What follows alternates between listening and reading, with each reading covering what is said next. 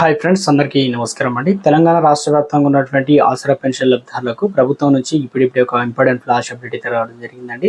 ఆ వివరాలు ఏందనేది వీడియో రూపంలో చూద్దామండి. వీడియోని స్కిప్ చేయకుండా పూర్తిగా చూడండి, కంప్లీట్ ఇన్ఫర్మేషన్ అయితే అర్థమవుతుంది. ఇంకా ఎవరైనా సరే ఛానల్లో సబ్స్క్రైబ్ చేయకుండా వీడియోస్ ఉన్నట్లయితే సబ్స్క్రైబ్ చేసుకొని బెల్ ఐకాన్ ఆల్ ట్యాప్ చేయండి. ఇటువంటి ఇంపార్టెంట్ ఇన్ఫర్మేషన్ మిస్ అవ్వకుండా మీ ఫోన్ నోటిఫికేషన్ రూపంలో వస్తుందండి.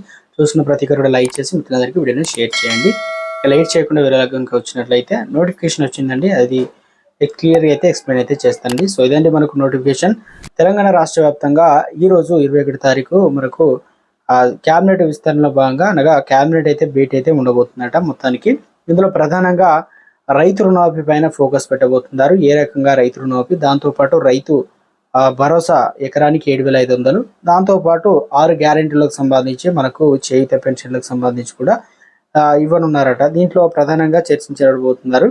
ఇప్పటికే 6 గ్యారెంటీలో భాగంగా మహాలక్ష్మి పథకం అయితే అమలవుతుంది. సో దీనివల్ల అందులో ఫ్రీ బస్ మాత్రమే నడుస్తుంది. దాంతోపాటు 500 రూపాయలకే గ్యాస్ సిలిండర్ అనేది ఇప్పటికే ప్రభుత్వం ప్రారంభించింది.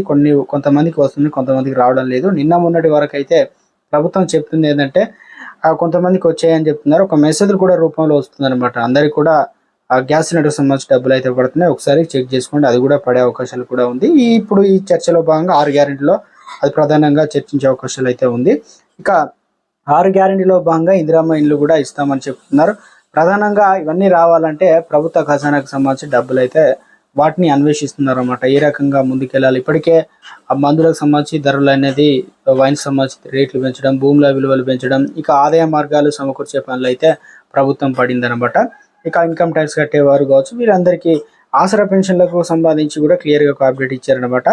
ఏదైతే మనకు 6 గ్యారెంటీలో భాగంగా దీనికోసం ఈసారి పెద్ద ఎత్తున నిధులను బడ్జెట్లో పెట్టినట్లు తెలుస్తుంది. స్కాలర్షిప్లు కావచ్చు, మండలానికి ఇంటర్నేషనల్ స్కూల్ వంటివి భారీగా ఫండ్స్ అవసరం కానున్నాయి. కాబట్టి ఆసరా పెన్షన్లు గత ప్రభుత్వం మాదిరిగా కాంగ్రెస్ సర్కారు ఇప్పుడు అమలు చేస్తున్నది. ఫుల్ బడ్జెట్ను మరియు ఆ చేయూత పేరుతో పెంచిన పెన్షన్లు అందించేలా ఆర్థిక శాఖ కూడా బడ్జెట్ను ప్రతిపాదన లెక్కలు కడుతుందట. సో ఫైనాన్షియల్ ఇయర్లోనే మహిళలకు ఈ ఫైనాన్షియల్ ఇయర్లోనే 2,2500 ఆర్థిక సాయంపై కసరత్తు అయితే చేస్తున్నట్లు, ఇక ఒకేసారి కాకుండా విడతల వారీగా పెంచుకుంటూ ఇవ్వాలని ఆలోచిస్తుందట. మొత్తానికి ఓటాన్ అకౌంట్ బడ్జెట్లో మొత్తం 2 లక్షల కోట్ల చిల్లర, అందులో 6 గ్యారెంటీలకు 53,000 కోట్ల రూపాయలు అయితే పెట్టబోతున్నారట ఈసారి కేటాయించింది. కాబట్టి ఈసారి 6 గ్యారెంటీలో మరో 20,000 కోట్లు పెరిగే అవకాశాలు అయితే ఉంది. గతంలో చేశారు, ఇప్పుడు మరో 20,000 కోట్లు. అంటే ప్రస్తుతానికి చెప్తుంది ఏంటంటే ఈసారి బడ్జెట్లో పెట్టబోతున్నారట. ప్రతిపాదనలు కూడా వస్తున్నాయి. దీనివల్ల పెంచిన పెన్షన్లు, కొత్త పెన్షన్లకు సంబంధించి రెండో కండిషన్ ఏంటంటే ఒకేసారి పెంచకుండా కాస్త విడతల వారీగా పెంచుకుంటూ పోవాలని కూడా ప్రభుత్వం నుంచి అప్డేట్ అయితే అందించారనమాట. సో ఇంకా పెన్షన్లు కనుక మీరు తీసుకోకపోతే వెళ్ళి తీసుకోండి. పెన్షన్లు కూడా అందిస్తున్నారు కాబట్టి రాష్ట్ర వ్యాప్తంగా ఇప్పటికే దాదాపు 50-60% వరకు పెన్షన్లు అయితే ఇచ్చారు. ఇక ఇంకెవరైనా తెచ్చుకోకపోతే ఆ వేలు ముద్రను పడిన వారు, దూర ప్రాంతాలు ఉన్నవారు బ్యాంక్ అకౌంట్లో కూడా పడుతున్నాయి కాబట్టి ఒకసారి వెళ్ళి చెక్ చేసుకోండి, ఇస్తున్నారా లేదని.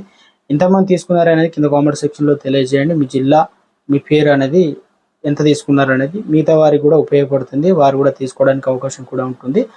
ఇక ప్రభుత్వం నుంచి ఈరోజు మనకు 21 తారీఖు సాయంత్రం 4 గంటల లోపు ప్రభుత్వం ఒక అప్డేట్ అయితే మనకు తెలియజేయబోతుంది అనమాట. ఈ వీటిలో చర్చించి ఫైనల్గా ఎప్పటికప్పుడు ఏ చిన్న అప్డేట్ వచ్చినా చూస్తున్న ప్రతి ఒక్కరు కూడా తెలియజేస్తూ ఉంటాను. లైక్ చేయండి, సబ్స్క్రైబ్ చేసి మిత్రులందరికీ వీడియోని షేర్ చేయండి. Thanks for watching.